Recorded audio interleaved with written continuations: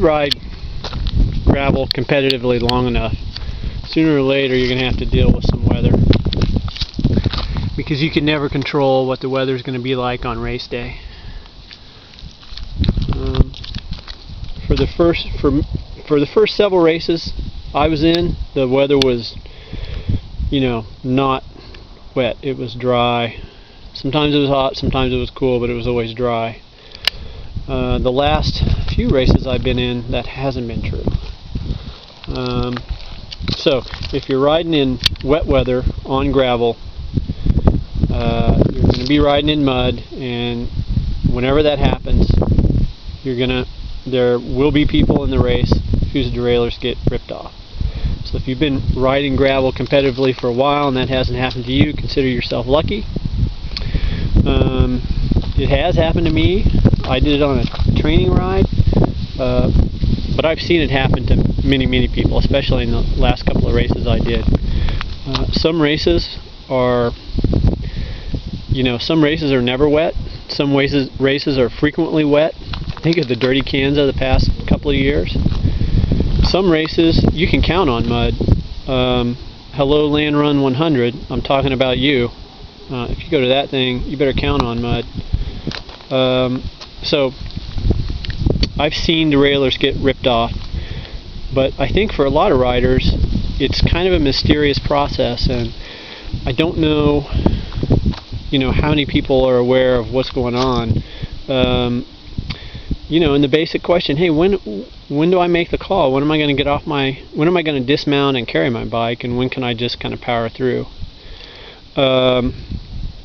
It's not the whole secret, but of course clearance, people talk about clearance, and when they're talking about clearance, they're talking about the distance between your chainstay and your tire, basically.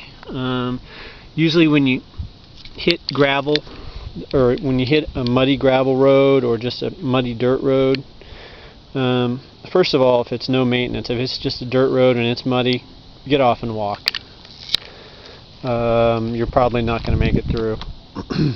If it's kind of gravelly, kind of clay, one secret you might consider is let somebody else go first. If you're getting there and you're in the lead group and you're hitting what might be a little peanut butter on the road, let somebody else take it first. The thing about rain on a situation like that is the chunky stuff tends to stay on the surface, and the finer particles work their way down, and then when the sun hits it and it dries a little bit, that stuff on top gets really sticky. Let somebody else's tire pick that up. Another thing to consider is that water has, in a situation like that, water has zero compressibility, so the more heavy things mash down on that clay, gravel, water mixture, the more it's going to force water up to the surface. So you have a double effect going in your favor if you let other people go first. Number one, they pick up mud, the chunky stuff, and it sticks to their tires. Number two, the more people go over it, it forms a rut, okay, where their tires hit, and the rut gets soupy. Water comes to the surface because it has zero compressibility, and you get little sand blows where people are going through. That's the way gravel roads work. So it's not always the best thing if you're going to hit a peanut butter mud gravel road. You don't want to go on the attack there, and you want to let somebody else go on the attack. And hey, maybe they get lucky and they make it through. If they do, good for them, but I don't think that risk is worth taking. So, a couple other hints I would say: when you're riding, you don't know if you want to get off, or power on through. What you want to be looking at is this area right here. So what happens is you pick up mud, it comes around your wheel. Most people have disc brakes, so it cruises on here. Typically have more clearance here than you do down here, and anyhow gravity works in the favor of the mud dropping here. Mud starts to collect here. That's okay. The point where it gets bad is when it gums up enough that it drops off and lands on your chain.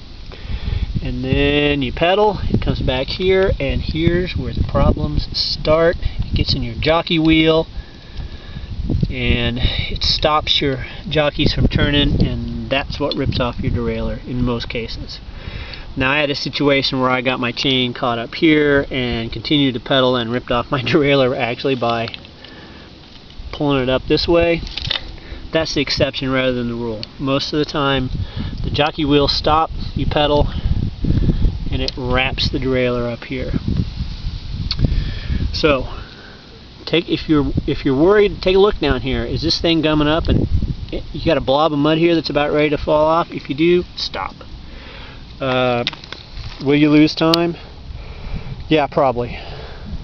But you'd be surprised how much less time you lose if you stop and clean that off and carry your bike than if you rip off your derailleur. A lot of people are still waiting to finish the dirty cans after ripping off the derailleur. Another hint.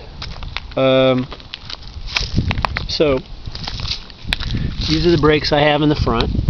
Okay, a little more leverage on these, a little more pull. These are the brakes I have in the back. A little less leverage, shorty pull brakes, but they work to strip mud off here and keep it from getting caught down in that problem spot down there. Now, does it gum up the brakes? You're darn skippy it does. But again, I'd a lot rather clean out my brakes, stop and clean off my brakes, than rip off my derailleur. This is lost time. That's race done. So I'll pick this every time.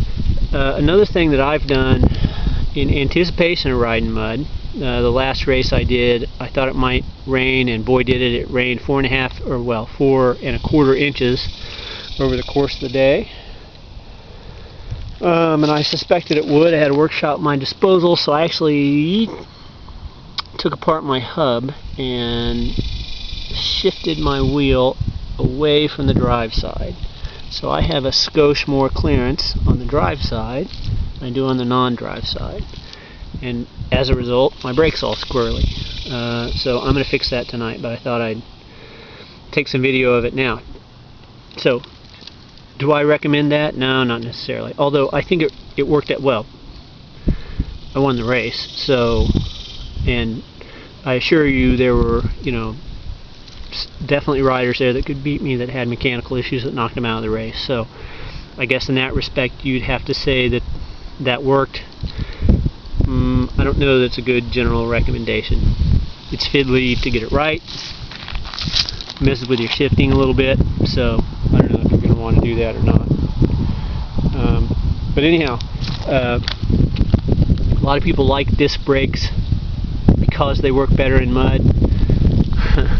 So I'm a little different in this respect. I like V or candy brakes because I think they work better in mud. But they do gum up, right? They do gum up, so something to think about. Anyhow, riding in mud, it's kind of part of gravel racing. If you race competitively long enough, you're going to have to learn how to ride in mud. Unless you want to be one of these racers that just, if it rains a little, just don't go to the race. And that's okay too. Everybody draws the line somewhere. Certainly if it's raining and I see lightning, then I'll be done. Or at least I'll be taking a break until the lightning passes. Some people don't like to ride in the rain. Although for me on gravel it doesn't really matter. You're on gravel. Rain doesn't make it better or worse. Makes it muddier, but that's about it. So, anyhow, get out, ride some gravel. I don't care if it's raining or not. It's fun. Give it a go.